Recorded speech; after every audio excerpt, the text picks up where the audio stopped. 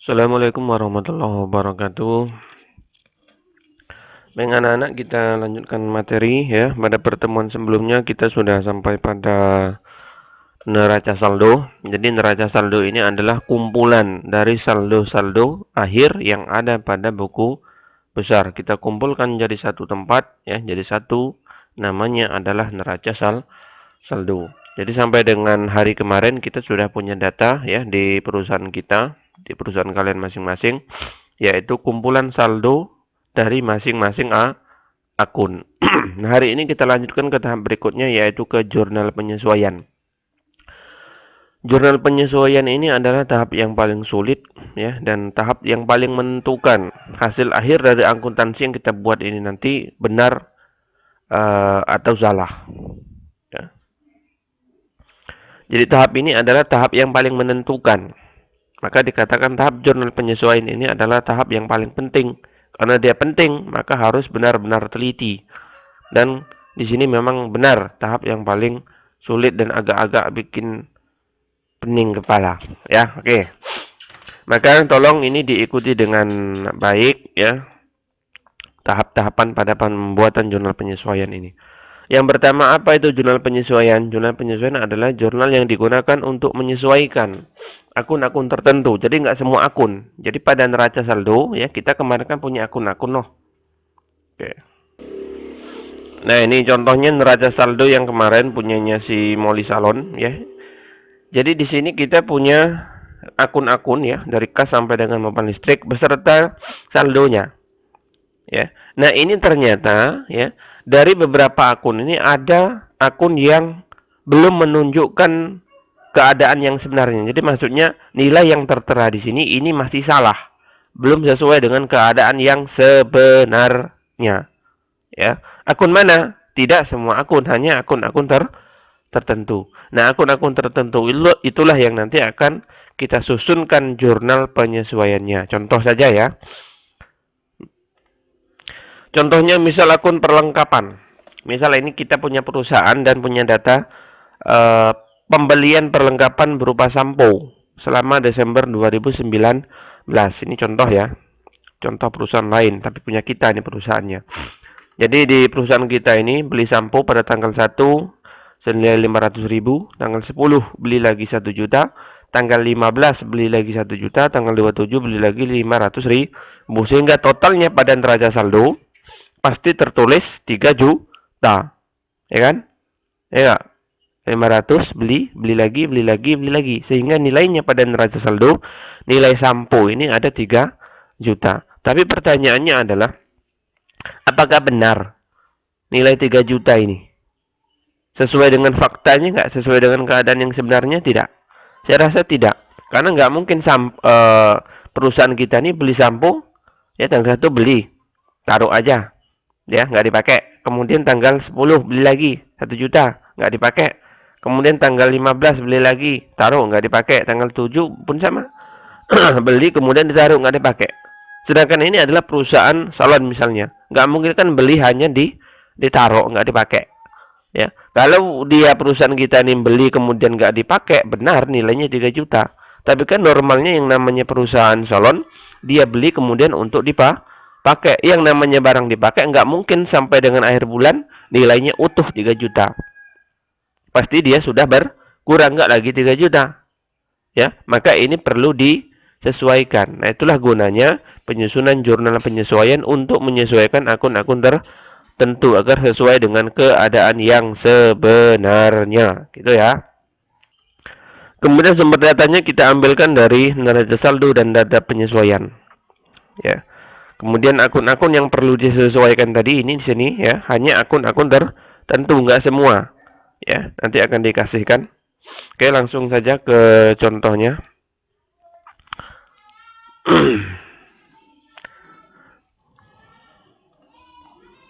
Nah, ini ya, ada beberapa jenis akun yang perlu kita sesuaikan. Jadi selain dari yang ada di rumus ini ya, ini tidak perlu disesuaikan. Artinya data yang pada neraca saldo selain dari akun-akun ini itu sudah sesuai dengan keadaan yang sebenarnya. Nah, untuk akun-akun ini perlu disesuaikan lagi karena dia belum menunjukkan keadaan yang sebenarnya. Contoh kasusnya perlengkapan tadi ya. Akun apa saja? Yang pertama ada pemakaian perlengkapan. Ya. Pemakaian perlengkapan. Rumusnya ya. Jadi setiap jurnal penyesuaian ini nanti sudah ada rumusnya masing-masing. Rumus ini sudah paten, tinggal diikuti saja ya. Misalnya ini rumusnya ya, beban perlengkapan di debit, perlengkapan di sebelah kredit. Adapun nilai ya yang kita masukkan di sini dan di sini adalah nilai perlengkapan yang sudah terpakai. Contoh.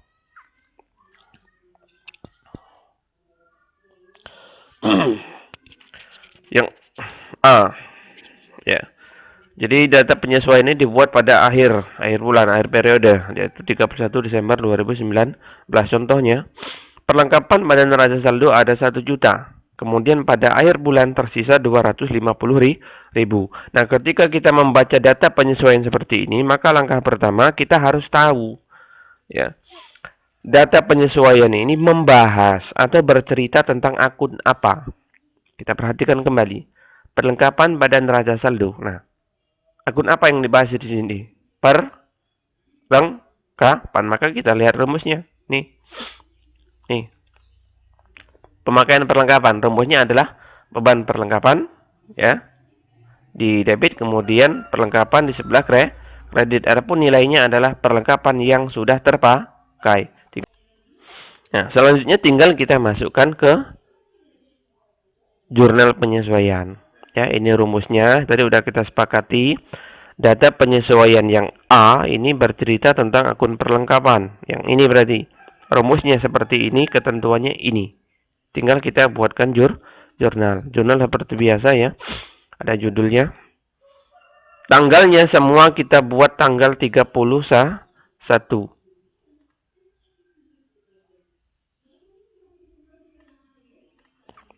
Ya. Sesuai rumus tadi, beban perlengkapan di debit, kemudian perlengkapan sebelah kredit. Adapun nilainya adalah yang sudah terpakai. Berapa yang sudah terpakai? Perhatikan.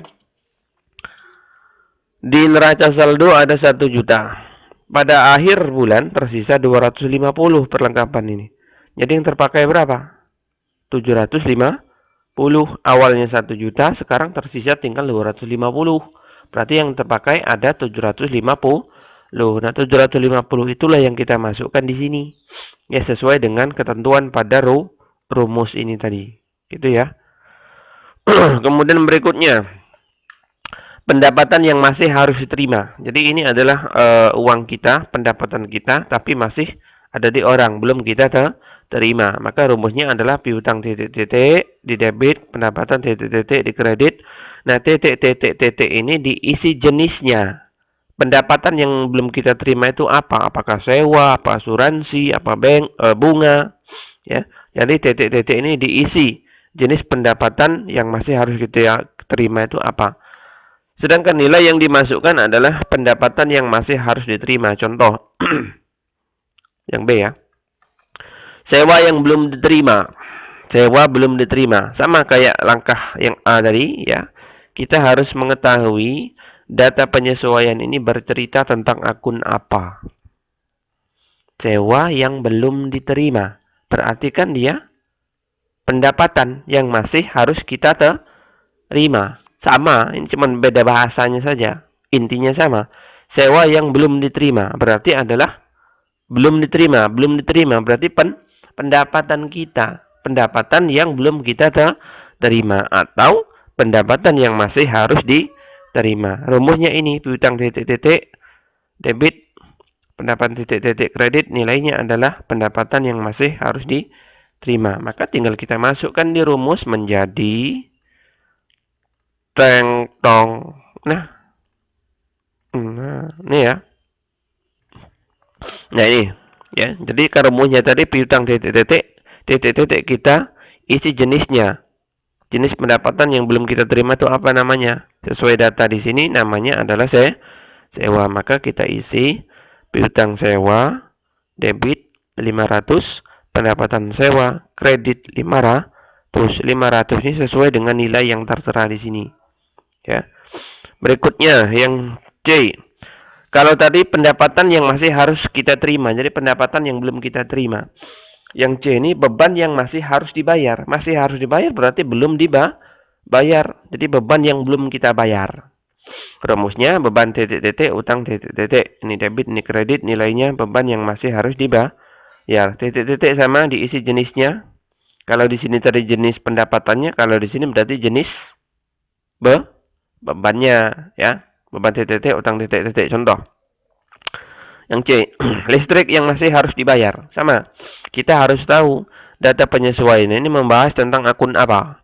Listrik yang masih harus dibayar. Berarti apa? Beban yang masih harus dibayar atau belum beban yang belum kita bayar. Ya. Nih. Listrik yang masih harus dibayar. Listrik itu adalah beban. Sudah dibayar belum? Kalau kalimatnya masih harus dibayar belum, berarti yang ini beban yang masih harus dibayar. Ya, rumusnya ini, ya, ketentuannya ini. Tinggal kita masukkan di rumus, maka akan menjadi begindang. Tanggal ke-1 semua ya. Beban listrik, ya, tadi kan rumusnya beban titik-titik. Ya, titik-titik kita isi jenisnya, jenis bebannya adalah listrik, maka menjadi beban listrik 300, utang listrik 300. Lanjut. Yang ke D dan E kita skip dulu ya. Ini panjang ceritanya. Ini kita bahas nanti di pertemuan berikutnya. Kita loncat ke F. Kerugian piutang atau piutang tidak tertagih. Jadi maksudnya begini.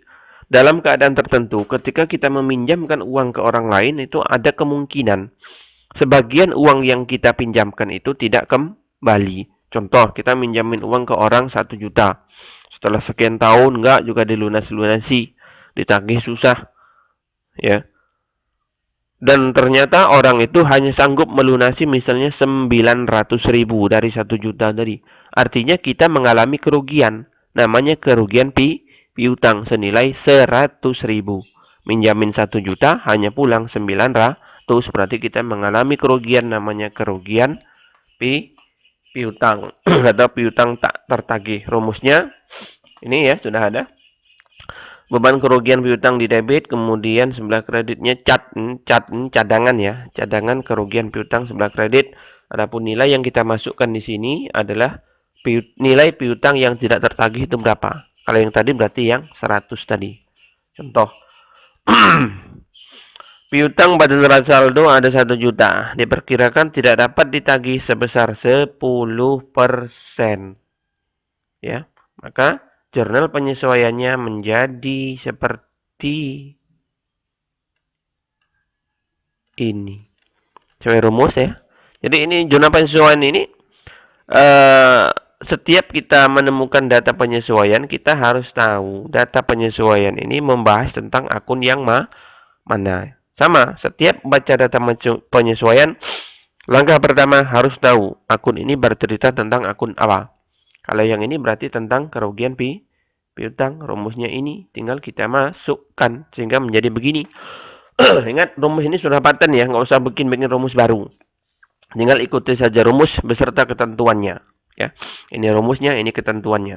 Ya, sehingga beban kerugian piutang, cadangan kerugian piutang, nah senilai berapa tadi? 10% dari 1 juta. Piutang di neraca saldo ada 1 juta, diperkirakan tidak dapat ditagih 10%. Maka nilainya yang di sini ya, 100.000 ini kita dapatkan dari mengalihkan ya 10%, 10% itu sama dengan 10 bagi dengan 100 dikali dengan nilai piutangnya berapa? 1 juta. Tuaga sama dengan 100.000. Maka di sini nilainya 100.000. Ini juga 100.000. Berikutnya yang G, penyusutan aktiva tetap. Jadi aktiva tetap itu ada peralatan, tanah, gedung, mesin kendaraan. Nilainya pasti dia mengalami penyusutan, kecuali tanah. Ya, kita membeli motor baru, pakai 1 bulan, jelas nilainya sudah berkurang harganya. Ya, nah rumusnya adalah beban penyusutan titik-titik ini diisi jenis aktiva tetap atau harta tetap yang disusutkan itu apa? Apakah peralatan, apa gedung, apa mesin, ya. Sebelah debit, sebelah kreditnya akumulasi, ya. Penyusutan titik-titik sama jenisnya. Dan nilai yang dimasukkan di sini di rupiah sini adalah berapa nilai penyusutannya. Contoh, peralatan di neraca saldo, neraca ya, sebesar 5 juta disusutkan sebesar 1%. Jadi neraca saldo 5 juta, peralatannya disusutkan sebesar 1%. Maka langkahnya pertama tadi, kita harus tahu data penyesuaian ini membahas tentang akun apa. Berarti dia membahas tentang penyusutan. Mana penyusutan? Ini rumusnya, ini ketentuannya. Maka akan menjadi begindang. Ya, beban penyusutan titik-titik kita isi jenis yang disusutkan itu apa? Peralatan. Maka menjadi beban penyusutan peralatan, akumulasi penyusutan peralatan. Sedangkan nilainya berapa? Nilainya adalah 1% dari 5 juta. Tinggal kita kalikan. Ya, 1%. 1% itu sama dengan 1 bagi 100 dikali dengan nilai apa tadi? Peralatannya berapa? 5 juta kali 5 juta, 5 tuaga sama dengan 50 ribu. Maka yang kita masukkan di sini adalah 50 ribu. Itu ya. Nah, sementara untuk yang D dan E ya, ini panjang pembahasannya, kita bahas di pertemuan berikutnya. Setelah selesai kemudian direkap ya. Debit dijumlahkan semua, ketemunya 1.700. Kredit juga sama, dijumlahkan semua ya. Ini ketemunya 1.700.000 dan nilainya harus sama. Oke ya. Sepertinya itu saja dulu. Untuk yang D dan E nanti kita bahas pada pertemuan berikutnya ya. Semoga bisa dipahami. Kalau kurang paham silakan diulang-ulang kembali videonya ya, di pause boleh silakan. Kalau nggak ngerti juga boleh silakan tanya di grup ya. Cukup, semoga bisa dipahami. Wassalamualaikum warahmatullahi wabarakatuh.